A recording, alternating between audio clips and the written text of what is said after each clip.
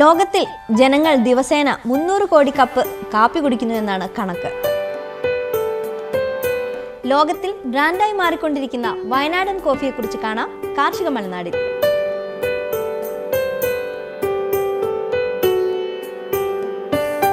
ആയിരത്തി 1885 കാലഘട്ടങ്ങളിലാണ് നമ്മുടെ ബ്രിട്ടീഷുകാർ ആദ്യമായിട്ട് ഈ കാപ്പി കൃഷി ചെയ്യാൻ പറ്റുമെന്നുള്ള, ഈ ഭൂമി ഇതിന് പറ്റിയതാണെന്നുള്ള തിരിച്ചറിവുകൊണ്ട്